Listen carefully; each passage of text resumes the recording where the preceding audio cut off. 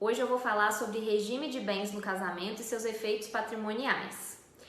Quando duas pessoas se casam, elas formam o que a gente chama de sociedade conjugal. E para cada sociedade conjugal, a gente vai ter um conjunto de regras específicas a depender do regime de bens que foi escolhido por aquele casal. Então, para cada regime de bens, a gente vai ter uma consequência patrimonial e a gente vai ter também consequências diversas em caso de divórcio e sucessão. Então, é muito importante a gente observar qual regime de bens a gente gostaria de adotar, até mesmo considerando hipóteses futuras. E o Código Civil vai prever 4 regimes principais de bens.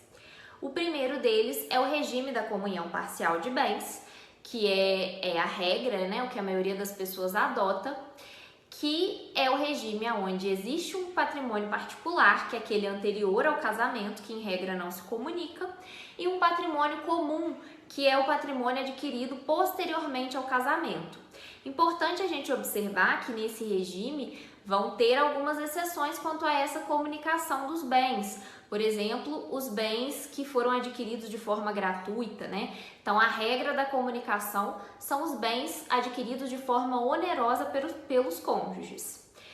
Outro regime que já foi a regra no passado, que hoje em dia não é mais tão comum a adoção desse regime, é o da comunhão total de bens, em que o patrimônio dos cônjuges vai se misturar totalmente. Então, independentemente de ter sido o bem adquirido antes da constância do casamento, ele vai se comunicar.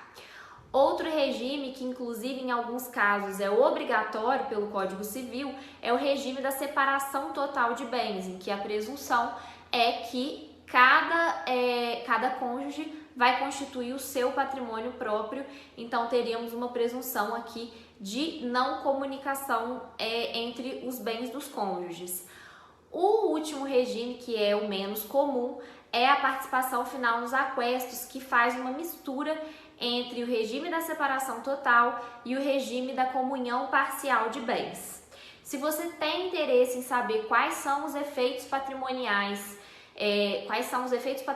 da adoção de cada um desses regimes, eu queria convidar vocês para lerem o artigo que eu escrevi no blog do Botmendes, e para acessar é só ir no perfil do Botmendes, que está marcado aqui na legenda, e clicar no link que está na bio. Até a próxima, pessoal!